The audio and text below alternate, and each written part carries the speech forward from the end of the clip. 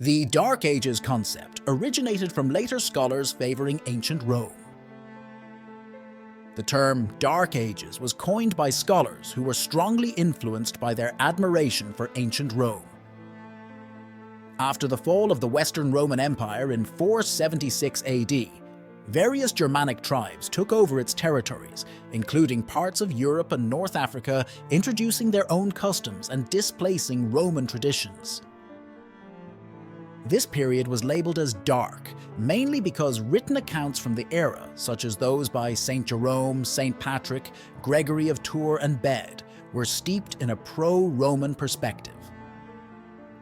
These sources often portrayed the time as a decline from Roman standards. Although certain Roman technologies like concrete were lost, and literacy rates dropped compared to the Roman period, the characterization of this era as a dark and chaotic time comes from Renaissance thinkers like Petrarch. They idealized ancient Greece and Rome as peaks of civilization, and thus dismissed the subsequent centuries as lacking significant leaders, scientific progress, or artistic achievements. The Church emerges as Europe's dominant force. With the fall of the Roman Empire, no single political entity rose to unify Europe.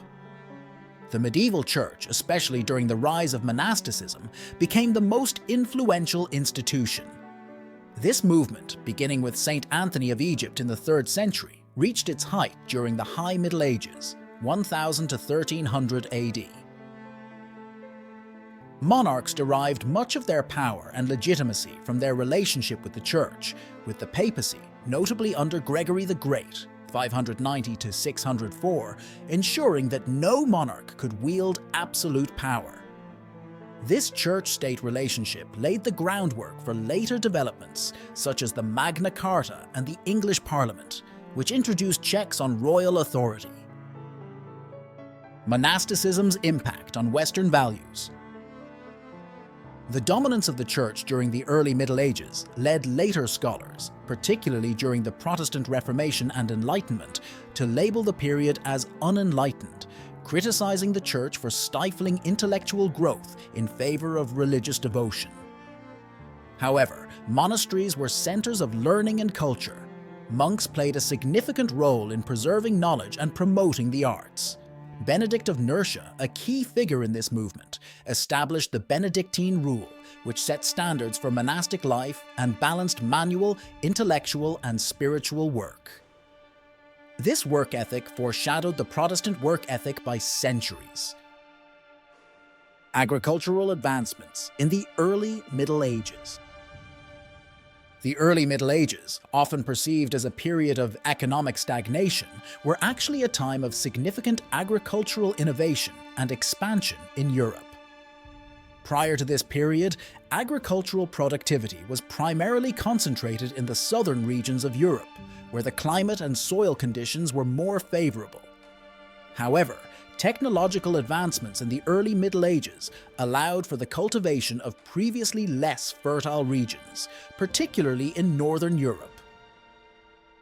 One of the key technological innovations of this period was the development of the heavy plow. Unlike the scratch plow, which was limited to light and sandy soils, the heavy plow could turn over the rich, dense clay soils found in Northern Europe.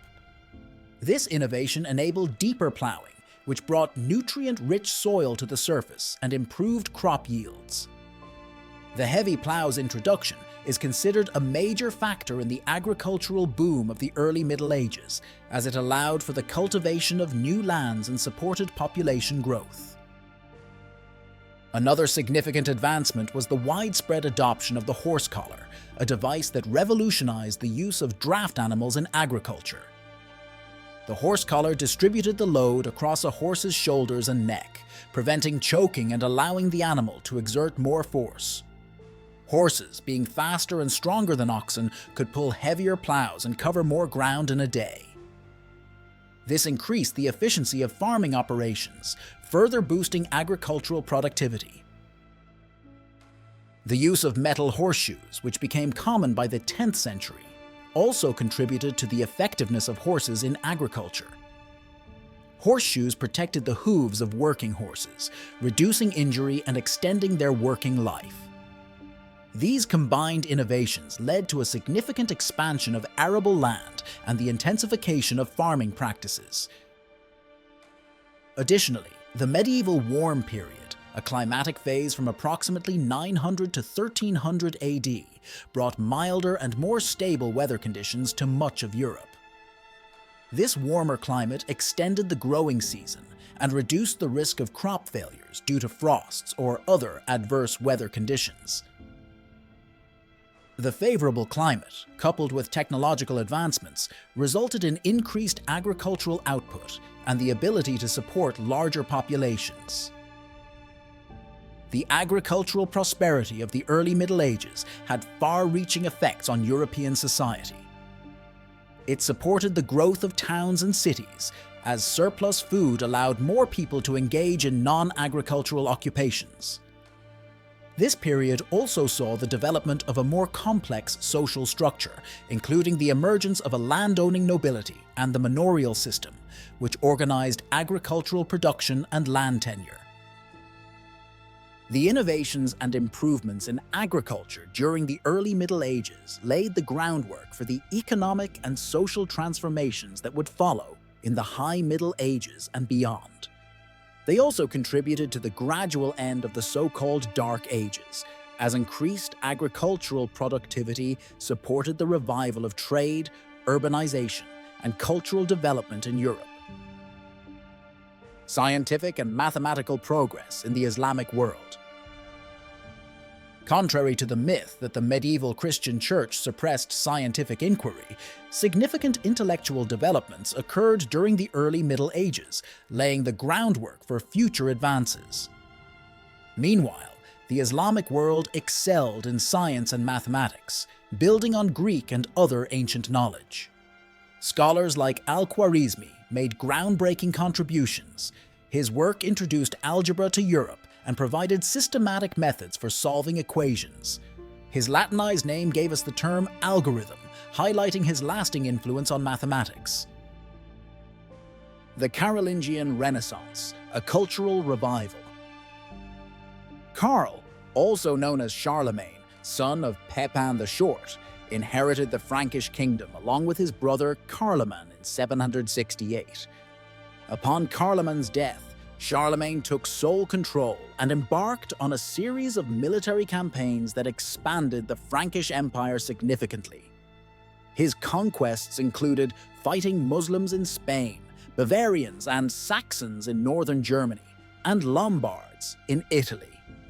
As the ruler of the first Germanic tribe to embrace Catholicism, Charlemagne felt a strong obligation to spread the faith. In 800, Pope Leo III crowned him Emperor of the Romans, a title that later evolved into the Holy Roman Emperor. Charlemagne's reign marked a period of cultural revival known as the Carolingian Renaissance. He established a strong centralized state, supported a resurgence in Roman-style architecture, and initiated educational reforms.